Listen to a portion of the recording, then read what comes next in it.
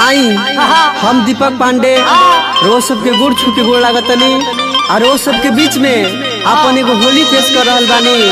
जवन ये होली के रिकॉर्डिंग्स बानी हमर कमलेश भैया रेशमा स्टूडियो बक्सर से। आज गीत सजेले बा बादल जी, गुरु समान श्रेष्ठ नन्हे नीतीश भैया के गोड़ छू के गोड़ लागतनी। जे भी हमार टीम में बा सबका के प्रणाम करतनी। आज जे जहाँ बा ओजे से आशीर्वाद प्यार बनैले रहो भाई पर अपना।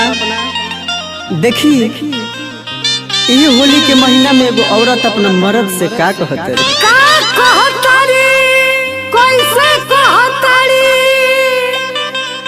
कि राउर छोट पिचकारी डाई में जे करता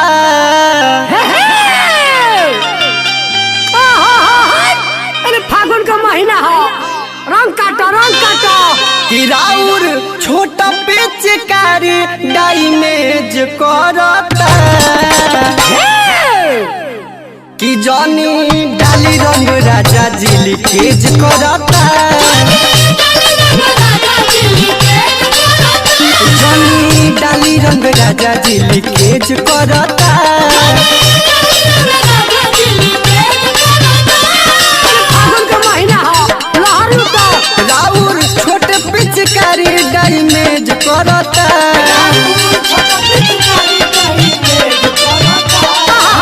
छोट पिचकारी डाई में जे करता। जॉनी राजा जी लीकेज करता।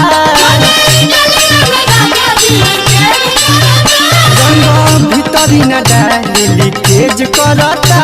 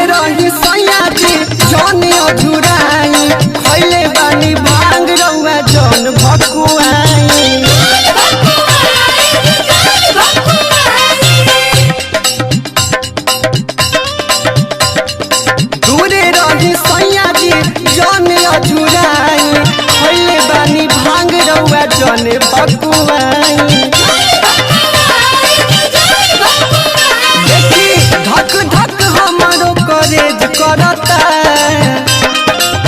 धक धक हमारो करेज करता।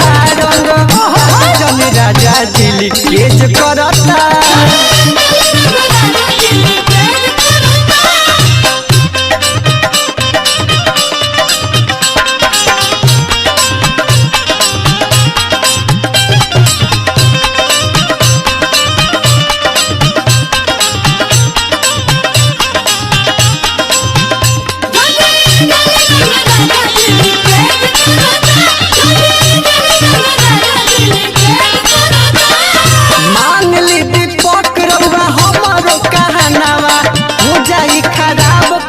पेंधल गहनावा मान ली दीपक रउआ हमारो कहनावा हो जाई खराब कुल पेंधल गहनावा।